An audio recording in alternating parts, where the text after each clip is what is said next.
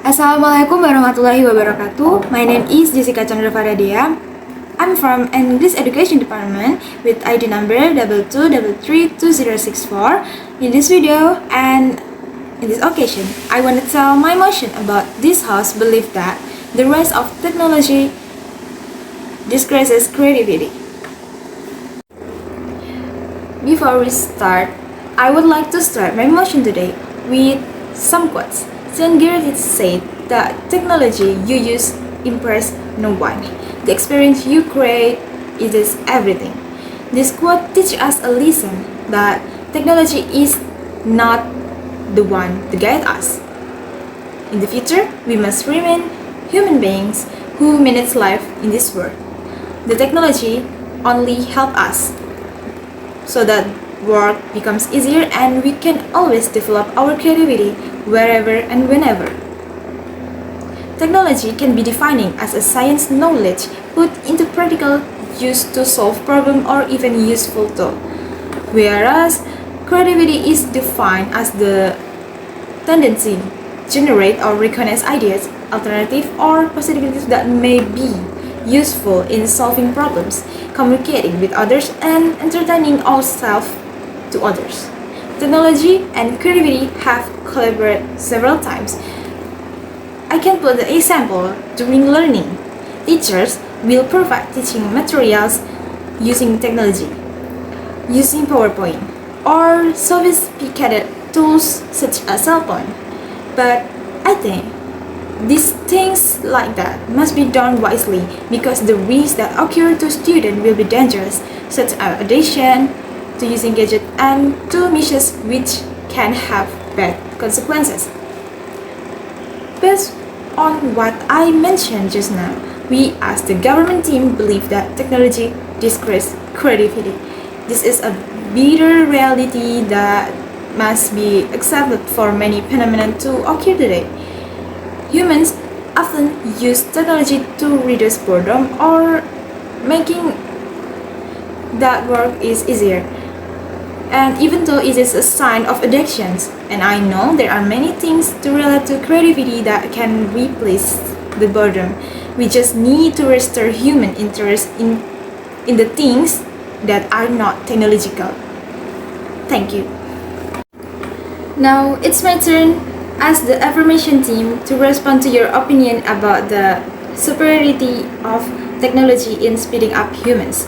In fact, I admit that humans are indeed slower than technology, but apart from that, you can realize humans have advantage over speed in terms of nuance and creativity that technology cannot imitate. We as an affirmative team believe technology reduces human imaginative activity, making ourselves or we or us depend on technology also reduce our quality as humans. Secondly, that I highlight from your opinion about the constant and time management using technology, the constant exposure to digital content that instant gratification through technology may contribute to shorter exposure and attention spans. Creativity requires time and mental space for ideas to develop, and an over-reliance on technology might hinder in the deep, reflective thinking necessary for fostering creative thoughts. Thank you. Ladies and gentlemen, I heard that concern raised, but I want to emphasize my motion. I want to support my motion what that technology discourages creativity. Firstly, technology often gives us quick answers, the solutions, or making it easy for us. However, this convenience can stop us from thinking creatively and finding unique solutions to problems that we used to solve.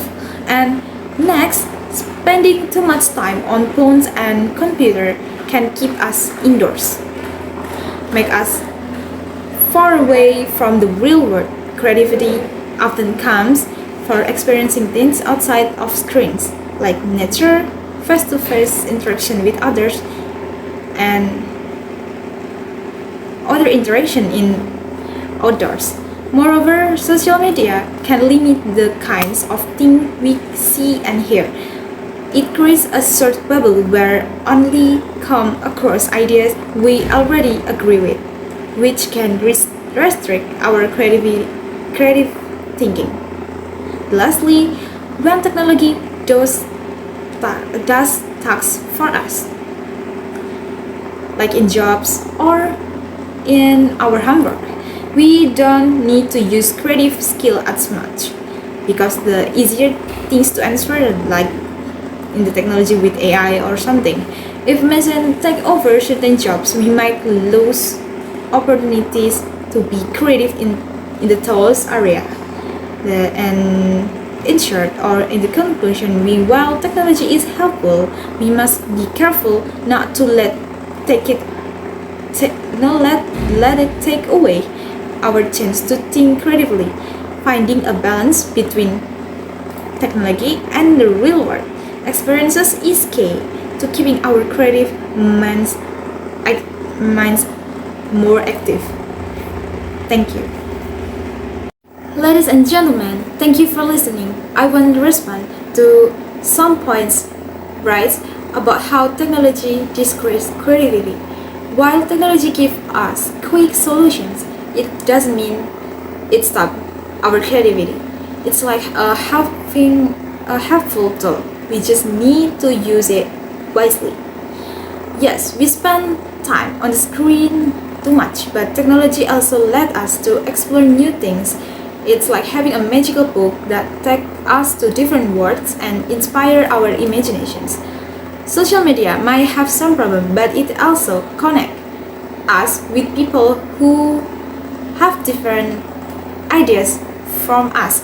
It's like a big playground when we can learn from each other and spark a new thought. Even if a technology changes job, even if technology take our jobs, it doesn't mean we lose creativity. It's like learning a new game when we adapt and find creative way to play and to solve problem in the game. In the conclusion, technology is a tool that can enhance our creativity. Let use it wisely. And like an artist uses their paintbrush to create a more colorful and imaginative world using technology. Thank you, and I appreciate your attention to our speech today. Wassalamualaikum warahmatullahi wabarakatuh. In the second motion, I want to tell about this house will abolish zoos. Ladies and gentlemen, esteemed judges and respected opponents, today we stand before you to advocate for a change that is long overdue, the abolition of zoos. It is time to re-evaluate our relationship with animals and prioritize their well-being over our desire of entertainment. For the first reason, ethical concern. Animals in zoos may seem well fed, but are they truly happy? I think not. Numerous studies suggest that captivity often leads to stress, behavioral abnormalities, and health issues among animals. Just like us, they deserve a life that is not only sustained but is also fulfilling. It is ethically acceptable to confine sentient beings for our amusement. We argue that is not. We must consider the moral implication of keeping animals in captivity merely for our pleasures. The second reason is conservation and education. Zoos claim to be vital for conservation efforts and education. However, the evidence paints a different picture. The impact of zoos conservation is often exaggerated, and there are more effective methods to safeguard endangered species. Alternative such as wildlife documentaries, nature reserve, and educational programs that can offer a more authentic and understanding of animals in their natural habitat. And the third reason is environmental impact. Beyond the technical concern, let's consider the environmental footprints of zoos. The researchers required to maintain ethical habitats, the energy consumption, and the waste products to contribute to significantly the environment degradations. Redirecting this research towards resurfacing natural habitat and supporting conservation projects would be a far more sustainable and responsible approach. The last reason is animal welfare alternatives. Rather than confining animals in zoo, we sought super alternative that prioritize their welfare. Sanctuaries and protect natural habitat provide a way for animals to live more naturally. The success story of an animal reintegrated into their natural environment after rescue so inspired us to explore more human and ethical solutions. So we stand not against the admiration of wildlife of animal, but for a paradigm shift in how we appreciate and protect it. Abolishing zoos is not about denying about our connection with animals in safely, but it's about redefining that connection in a way that respects their right to life free from unnecessary captivity. Let us embrace a future where our connection, our interaction with animals is rooted compassion, understanding, and genuine commitment in their well-being. Thank you. Before starting this, as the second speaker, I want to say thank you for this speaker one in the opposition team for laying out the ethical concerns surrounding zoos. As this second speaker, I will delve further into why abolishing zoos is not just an ethical imperative but also practical choice for the benefit of both animals and our planet. For the first reason is financial realities. Zoo is very expensive. To maintain the funds of spent on constructing and running the facilities for the animal could be redirected to more impactful conservation efforts. By abolishing zoos, we can use this research to support initiatives and that directly contribute to the well-being and conservation of animals in their natural habitat, like in the jungle or something like sea or something. And the second reason is artificial environment. Consider the artificial environments within zoos. No matter how well being designed by human, they can never truly replicate the complex ecosystem animals are adapt in a zoo. Animals deserve to live environments that allow them to express their natural behavior and not in artificial enclosures that limit their instinct. The third reason is perception and responsibility. Zoos often create a false sense of contribution to conservation among visitors.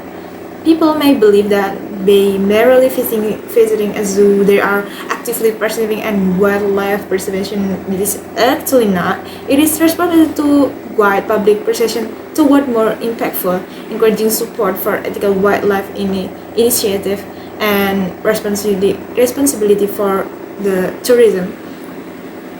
The first reason is educational beyond this. While education is crucial, relying solely on zoo and as educational tools is outdated. Advances in technology provide alternative, more immersive ways to learn about wildlife. Virtual reality documentaries and interactive online platforms offer educational experiences that are not only informative but also ethically sounds good. So, abolishing zoos is a rational step forward. It's not just about freeing animals and from the captivity. It's about redirecting resources, reshaping public perception, and embracing modern ethical approaches to education and conservation. Let us envision a world where our commitment to wildlife goes hand in hand with the preservation of their natural habitats. Thank you.